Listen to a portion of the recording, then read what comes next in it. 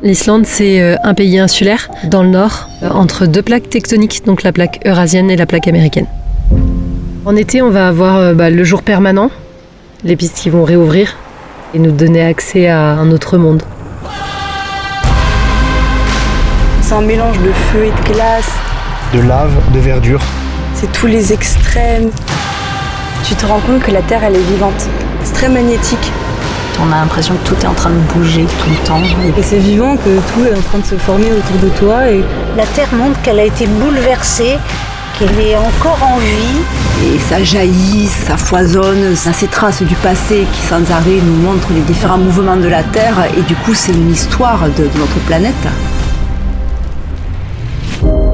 On a une grande diversité de paysages et on change très rapidement. Tu regardes et puis tu as l'impression qu'il y a un peintre qui est venu tout peindre le matin avant que tu te réveilles.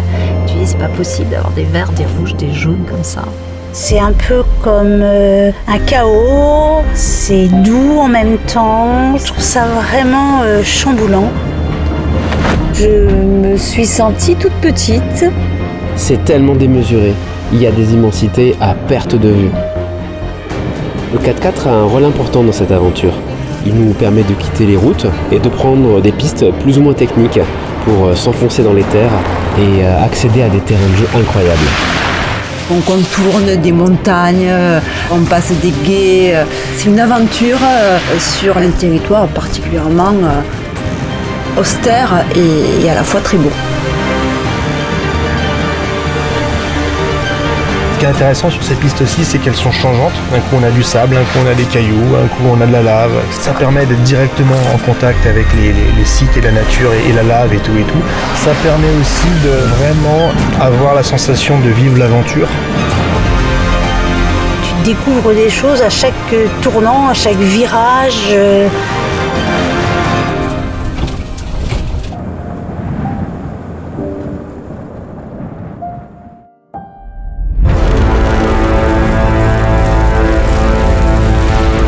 C'est vrai que nous on n'est rien du tout et on en prend encore plus conscience avec le fait de voir la lave et une éruption.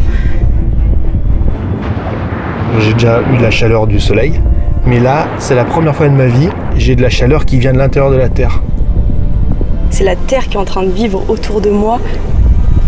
En Islande, c'est vraiment la nature qui domine. Tu peux pas imposer ta propre loi ici. Ça m'a remis à ma place de petite personne. Tu te sens seul au monde, parce que tu te retrouves vraiment avec toi-même en fait. On n'est rien du tout. J'ai eu un peu l'impression de vivre des choses que je n'aurais jamais pu vivre ailleurs.